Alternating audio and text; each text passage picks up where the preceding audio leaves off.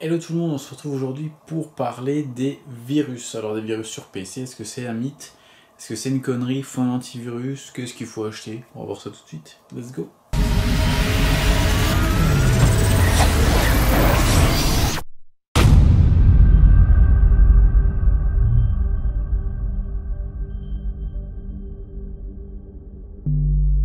Alors tout simplement, je voulais vous en parler. Alors pourquoi? Tout simplement parce que j'ai regardé des petites vidéos de chacun, donc en particulier celle de Léo Duff, en partenaire avec Kaspersky, où il parlait des antivirus, etc., des possibilités, etc.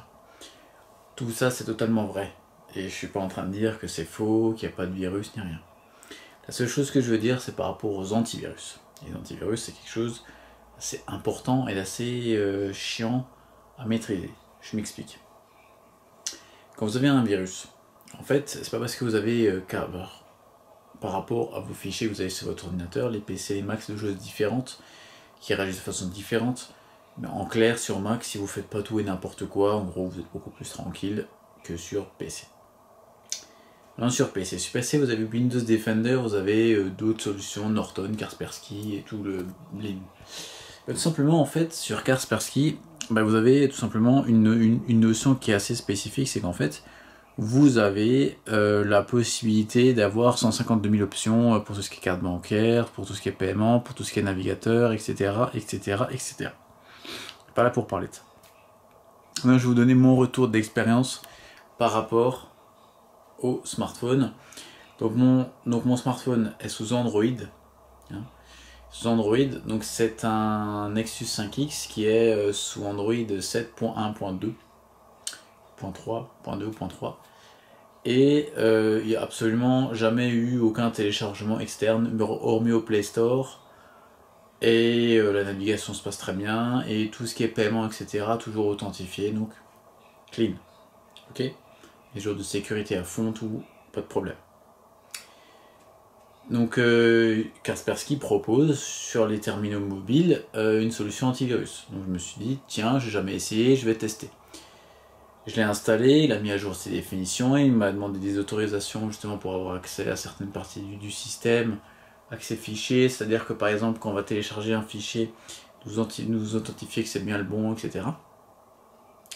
Y compris d'avoir l'extension dans Google Chrome pour tout ce qui est éviter tout ce qui est phishing, etc. Honnêtement, après cette installation, il a mis à jour ses définitions, il m'a trouvé zéro virus, zéro fichier corrompu, rien. Que dalle, rien. Mon autre expérience sur PC. Sur PC, et attention, je dis pas que Kaspersky c'est pas bon, j'ai juste par rapport à les antivirus externes et par rapport aux mises à jour de sécurité de votre terminal mobile. Encore une fois, iOS c'est autre chose, là je parle d'Android. Maintenant sur PC c'est autre chose.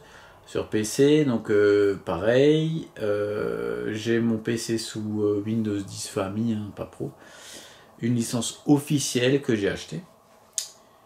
J'ai mis à jour, donc j'utilise essentiellement Windows Defender. Et du coup, quand j'utilise Windows Defender, comme antivirus plein, du coup ce qui se passe, c'est qu'il m'analyse comme un antivirus tout à fait classique, il met à jour ses définitions, tout ça, et sans installer, même si j'aurais pu le faire, puisqu'on me l'a demandé 150 fois si je voulais pas installer Norton, et du coup j'ai absolument rien installé d'autre que Windows Defender de base. Et du coup j'ai téléchargé des fichiers sur internet, j'ai navigué sur plein de différents sites, fait du streaming avec, mis à jour des jeux, l'utiliser, enfin vraiment plein de choses, y compris tout ce qui est multitravail, téléchargement de vidéos via des sites, c'est-à-dire, je m'explique, par exemple de YouTube, etc., pour ajouter du contenu, etc. Donc tout ça, et au final, je me suis dit, tiens, pareil, je vais installer le truc de Kaspersky. Ce qui s'est passé, c'est qu'en fait, ça n'a absolument rien changé, quoi. C'est le truc, je l'ai installé, je l'ai mis dedans, et une fois redémarré le PC, il me dit, vous n'avez aucun problème. J'ai absolument aucun virus, aucun problème, aucun fichier spyware, machin, je sais pas quoi, rien du tout. La morale de l'histoire, c'est quoi? La morale de l'histoire, elle est toute simple. Si vous avez un PC ou un Mac, on s'en fout, tant que vous faites des choses clean et que, admettons, parce qu'on sait tous très bien que vous allez forcément aller sur des sites, etc. pour télécharger certains fichiers, certains films, toi-même tu sais. Et du coup, vous aurez forcément plus de risque d'avoir quelque chose qu'un quelqu'un qui va tout le temps tout payer. Ça c'est logique. Mais ça veut pas dire que votre PC sera une vraie passoire ou sera vulnérable, hein, ça veut rien dire du tout. La seule chose que ça veut dire, c'est qu'il faut vraiment rester confiant dans ce que vous faites. Si vous savez, vous connaissez le site, vous connaissez le truc, etc., vous laissez votre antivirus, que ce soit Windows Defender ou un autre, faire son taf. Windows Defender, quand vous téléchargez par exemple un fichier qui s'appelle MKV ou AVI, par exemple, on sait rien d'un film, à chaque fois que vous téléchargez un fichier, il l'analyse. Une fois qu'il l'a analysé, il vous dit voilà, c'est bon, il n'y a pas de problème, boum, voilà. Pareil, suivant la façon dont vous téléchargez, ça change aussi. Mais on va pas rentrer là dans le détail des fichiers à pirater parce que c'est pas du tout le but de la chaîne, mais c'est vraiment pour vous montrer que ça sert strictement à rien du tout d'avoir un antivirus payant à partir du moment où on fait très attention à ce qu'on fait, y compris pour tout ce qui est données bancaires, etc. On va pas mettre ça sur n'importe quel site. Moi, en général, mes données bancaires, je les ai vraiment que sur Amazon ou d'autres sites très très connus. Même ça ne m'a pas empêché de me faire pirater, hein, puisque j'ai fait la vidéo hack de mon compte, hein, puisque ça m'est arrivé. Voilà, la petite merde. Mais bon, en tous les cas, il faut comprendre une chose, c'est que vous avez pas plus de chance ou moins de chance avec l'un ou l'autre. Et dernier point, sur Android c'est pareil, hein, sur Android, votre téléphone il est à jour, dernière mise à jour de sécurité par Google, aucun problème, il n'y a absolument aucun problème. Vous téléchargez que les applications du Play Store, vous payez de façon réglo vos trucs sans avoir des applications vérolées, etc. Il n'y a absolument pas de problème, il n'y en a pas du tout. Il n'y a absolument pas de souci.